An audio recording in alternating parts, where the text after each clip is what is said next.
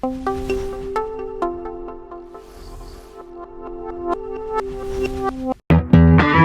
up, guys? Welcome back to Wondour. I am with the CEO of Spectrum Product Solutions, Miss Emily Chandler. And today in our community chat, Miss Chandler, we have a two for one. Oh, a twofer. Twofer. Number one, everyone's been asking me, tell us about the product development process. Sure.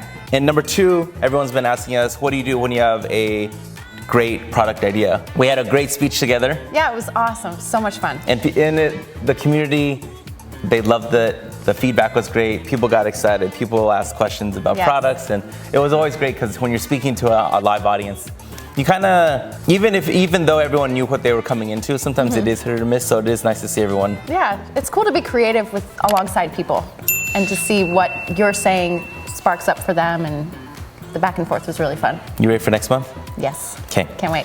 All right, Miss Emily, let's get into it. All right. The process. Okay. Well, like most things, every process, especially in product development, starts with a great idea. And I always like to think of the best ideas are the ones that solve a problem. So if you have a problem, something you are annoyed with or struggling in your life, or if you have anything that you would like to make better, maybe think of applying a product idea to that. And that could be taking an existing product and making it better. So let's say you have a favorite sunscreen, but it is too minerally, or it leaves like a weird sheen on your face and you hate that. So you can take that fantastic existing product and make it better and make it your own. You know, I've been learning so much from you because you learned about we talked about proprietary product versus white label. White label, and so many products are white label, such as on the West Coast anyways, we have Kroger. So you can buy Kroger water, or you could buy Aquafina. Kroger's typically the cheaper one versus Aquafina, but it's really sourced from the same place. And the monetization of bottled water is amazing to me. That is the most perfect example of a white label product, because water is water. And what is even crazier to me is that water is free for the most part. And then we've taken this free product, we've put it in a bottle, and then we put an outrageous price on it.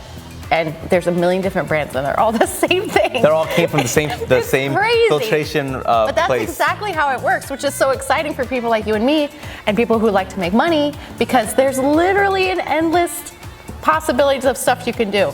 Yeah, that is so cool. You know, because I watched Jennifer Aniston in Smart Water. Oh, she's my fave. And I watched Kroger. Yeah. She is my fave too. And you know, there's really no difference in these brands, or there isn't a difference in these brands, and the water's the same. And it's crazy because if they actually get the water to taste different, then people will start to freak out a little bit. Right. Like, no, this isn't water. Right, sure. So all of it tastes the same, all these different price points, and it's the person who markets it better or brands it better, and is the person who can maybe do different things or get to more eyeballs to know about their brand. And that marketing power is so important in this world that we live in now, especially with social media. Anybody can be a brand. Anybody can have a platform for marketing themselves or marketing a product. And that is also another really important aspect and super important beginning first step of product development, is knowing your marketing strategy. Like, are you going to do this the same way that everybody else did it? I don't recommend. If you have a really unique product strategy or marketing strategy, and especially if it revolves around you, because your story is unique, you're the only you can be, that's where I would go with launching your marketing strategy and promoting your product. And also thinking outside the box. For sure. You know, if everyone else is doing X campaign, or everyone's traditionally doing this, you know, how do you get out of the box and just do something different to get more eyeballs to see you, different eyeballs to see you, and in a clean, effective way where people are like, oh, that's different, but in a good way. Yes, and all important things to think about. Talking about what eyeballs are gonna see you. Who is your target audience? Who are you making this product for? Selfishly, I'd like to make products that I would use, but there's lots of people that think like me, that have the same, that are in my age range, that are interested in the same things. So just identifying that target audience is another really, really important beginning phase in product development. You have said before, you know, selfishly you build products for yourself. And I would say, I would have to assume, majority of people though that build products, they spawn these ideas because they're like, it's lacking because I want it. Exactly. This is lacking and I need it. And going out there and building this product. So I guess we could segue into that. Sure. So when someone has that great idea, they're like, hey, or they see this lacking in the marketplace, they see lacking it just in their own personal life, just to throw myself in there, as we use the community number, 702-602-8802. So we use community. And I always tell Chasing in Kent, who's filming us right now, and I always tell them all the time, I feel like community should have been my idea. Oh my gosh, yeah. I'm the king of texting in Las Vegas. Yes. I've had over 72,000 people in Las Vegas watch a movie with me. I put in over 100,000 people have come to an event of mine. Yes. And it was all done manually. Right. And I've always complained and beep all the time about, why doesn't this exist? Why can't you do this? Why can't you do this? And I didn't have, whether it's foresight or whether it's just didn't think I could do it of, you know what though, I should just build my own app. I should do this, I should do that, which is Wondour. This is the Wondour channel. That's how Wondour got started. Yes. They wanted to build an app. It didn't exist, so they said, well, let's just see if we could do it. Figure out how to do it. Yes. So. Yeah, that little extra step of just saying, if something is out there, the girl who waxes my eyebrows, she's always looking for the perfect brow gel. And I was like, Sydney, why don't you just make it yourself? She's like, oh my gosh, you can do that? Yeah, you absolutely can. Unbelievable. Okay, share with us. We have a great idea. Yes. Where do we go? So the next thing to do is the fun part, in my opinion, is the research and development phase of product development. So for me, I specialize in health, beauty, and nutrition products. So what that looks like is going to Sephora, going to Ulta, going to Target, whatever your favorite place is, and just buying the stuff that you like, using it, looking at those ingredient lists, observe the different marketing strategies. Everything is about marketing, as you know. Especially in skin and hair care, it's all about having 2 top marketing ingredients, and then you build your story around that. So start to do this research. Notice what kind of performance you like in a product, textures, fragrances, start to make notes of all these different aspects. And then you bring that to me at Spectrum, and we can either reverse engineer it or create something very, very close. I've always wondered, and this would be good knowledge for me, so when I'm around my fiance and other ladies, I will have the knowledge. Okay. Is there actually a difference where you can buy, and I don't mean this is disrespect, but a Walgreens CVS makeup brand? I don't even know what that is, but a very inexpensive, drugstore, brand of powder would cost, what do you think? I don't like $5, $2-3, and then I assume you can go to Chanel and it would be $200-$300. Okay, $40-$50. Yeah. Is there an actual difference in that, or that literally is the same $2 one but with the beautiful logo?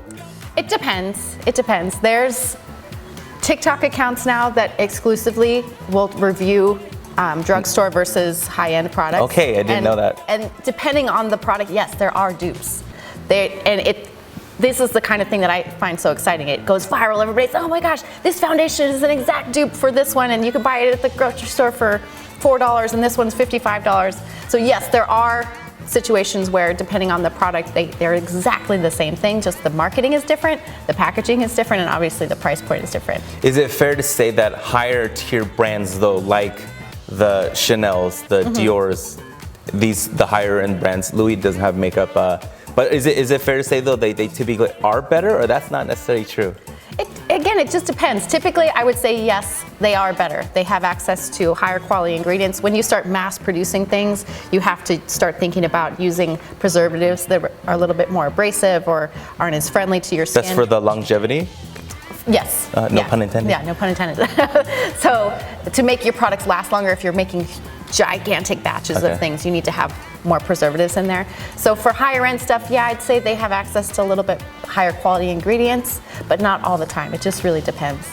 How often do you see someone do that research and develop? They do the R&D, they go crazy. Is it easy to get discouraged at that point for a lot of entrepreneurs and business owners, do you feel? I don't think so. I think if you're excited and you're passionate and you're doing something that you love and believe in, you're not going to be discouraged that easily. I think the hardest part is once you have your product, sticking to that marketing plan, because it takes time to get traction, and you know that. Yes. For me, that I think when I observe people and in my own experience, that's the part that can grow weary on you, is like keeping on pushing this product and still trying to believe in it, still trying to push it, even though it just takes time. So someone does all the R&D, yes, and then they formulate ideas for you of what they want to do. I assume the next step we're going to be talking about sampling. Yes.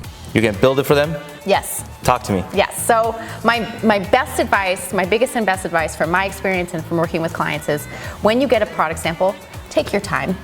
Don't just use it and be like, this is good, this sucks. take your time.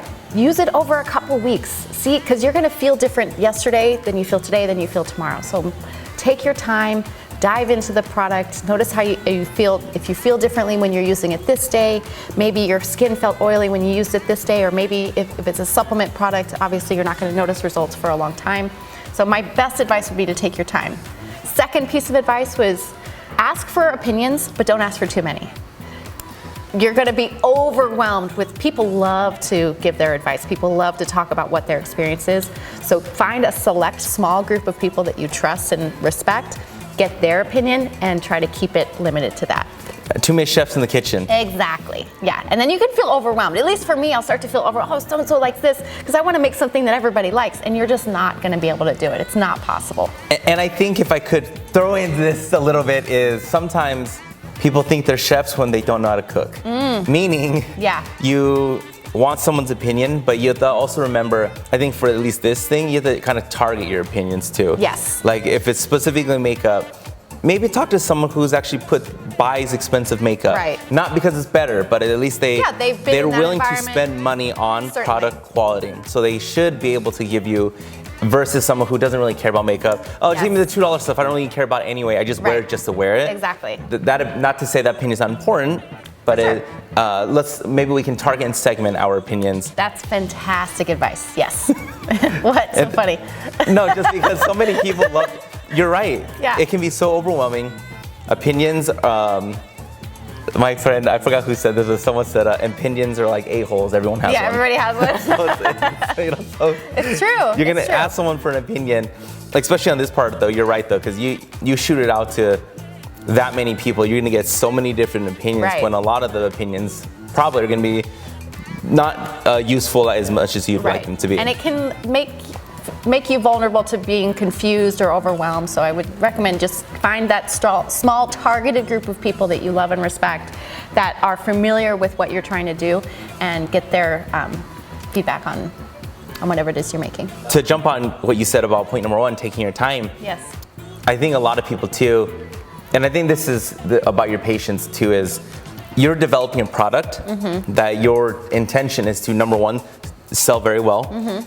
I have to assume make lots of money. Yes. I have to assume that. And then we are impatient as humans. Sure. We want everything now. And even our fitness journey together, myself, losing weight doesn't just happen overnight.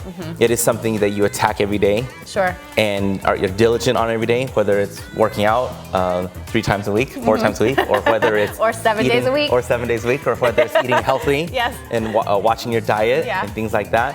It just takes time. And I feel like the product development process too is people have an idea, they want it out, and they're like, if I just had this right now, I can make money. When I think they do have to understand there is going to be a lengthy process, such as this first one where you said where you got to take your time, because if you're going to put your name on a product, you have to make sure that that product is 100% up to the standards. Exactly.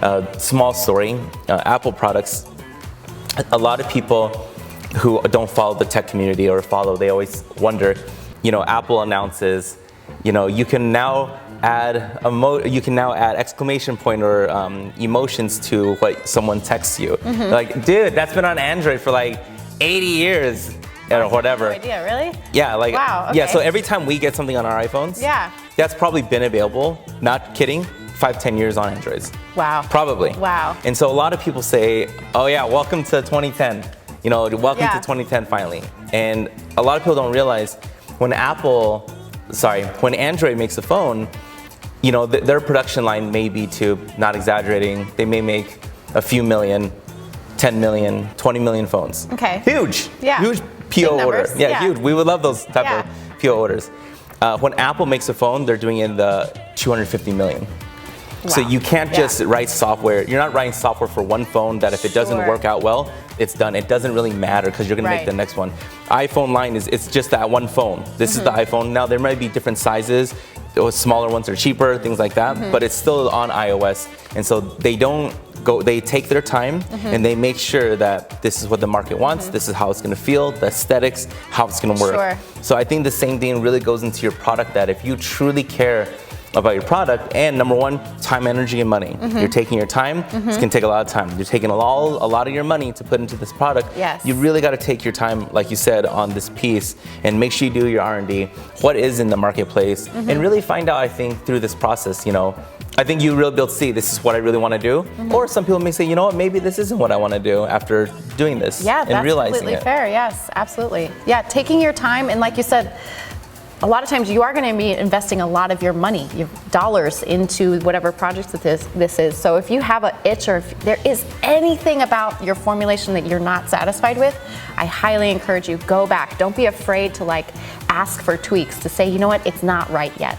Don't be afraid to really push the limits of what is possible. Even if it's you want your product to perform in a certain way, and that you've never seen that before, your formulator is telling you sorry, we can't. It's no, go back, push harder. I'm sure you can figure out a way with my help to do that.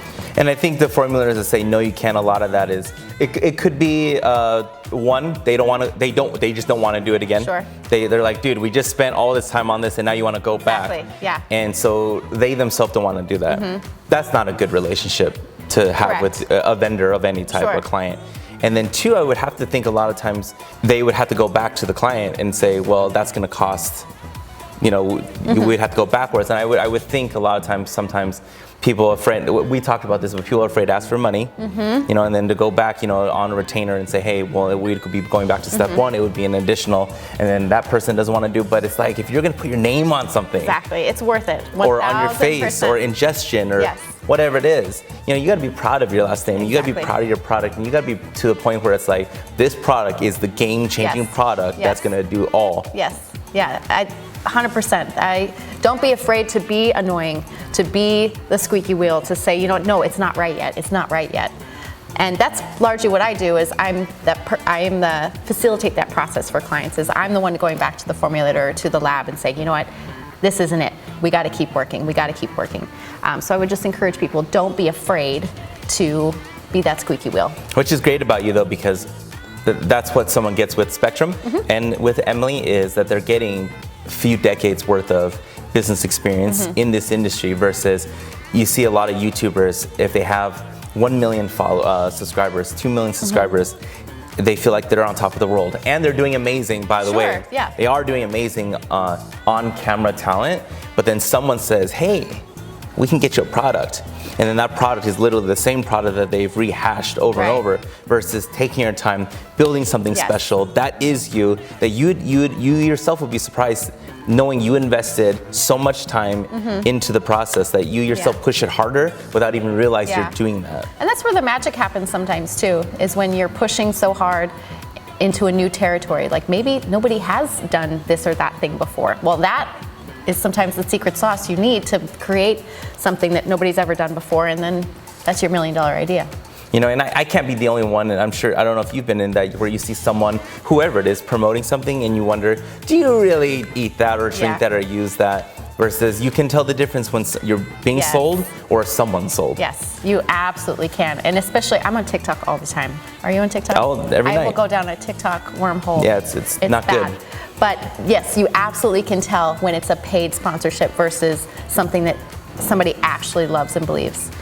Yeah. Yeah. Even, not to get off topic, story sell, facts sell, you can just tell all the time. Yes. And I think that the story you're selling to someone with your product line will be sold to the viewer, that, oh, this person truly believes in this. And the only way you get that, though, is by spending the time you're talking about, really doing the R&D, really trying it on, taking your time, and realizing, holy crap, I spent 6 months on this process. And if it takes 6 months, so be it. Yes. But at the same time, also being smart about the fact that marketing ingredients work.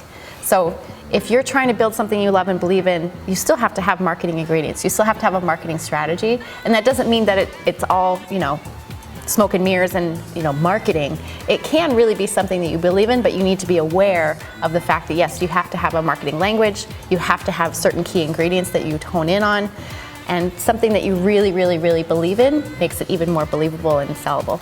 Marketing ingredients, I never heard that term before till you're using it. And that's so true, though, because there is a reason why in every product there is this particular ingredient, right? Yes. It works. And It's proven. You know, if you go to like a fancy department store like Neiman Marcus and hop around the cosmetic counters and have their wonderfully trained salespeople tell you about what they're selling. Every product has a story that revolves around a marketing ingredient. And a marketing ingredient is the percentage of whatever that ingredient is in your formula is like less than 1%. It's exactly what it is, a marketing ingredient. It doesn't really affect the performance of your product. It often really doesn't affect the way that you use it. It's just strictly for marketing purposes. Can you give us an example? One that comes to mind is there's a Kiehl's product, and they had some like special Edelweiss flour in it, but they had this whole beautiful story about people climbing to the top of the Alps to get. That's from The Sound of Music. Yeah. That's what the real. Edelweiss. Yes, Sound of Music. And this product or this flour was only available at certain times of the year, and it does all these things. You know, it lightens, it brightens, it tightens, it does all these magical things, and it's in this product for $75 for 2 ounces. Yeah. Just for you. Yeah. By the way. Yeah. But stuff like that works. We love that stuff. Storytelling. Yes. So be smart about that when you're making your product or you're making your solution to whatever problem you see. Be smart about that marketing strategy because it works. Okay, so that's a lot of information. So we're gonna cut this video here. So don't forget to like, subscribe, and all that good stuff. And then we're gonna continue this conversation with Ms. Chandler in the follow-up episode that you can probably watch right now also. But until then, first off, we have a community number. If you yourself have any questions, comments, concerns, ideas, thoughts, or quandaries of any type of any sort for Ms. Chandler, all you have to do is hit us up on a community number. Text any question you want to 702-602-8802, and we will answer your question in a future episode with the beautiful Miss Emily Chandler. And also, how do people get a hold of you? You can find me online, SpectrumProductSolutions.com, or on Facebook and Instagram at Spectrum Product Solutions. And then you'll answer all their questions? Yes, absolutely. Please reach out to me. I love talking to new people, helping people figure out their product ideas and how to get them to make a lot of money. Beautiful. We'll see everybody for part 2, and we'll talk to you guys soon.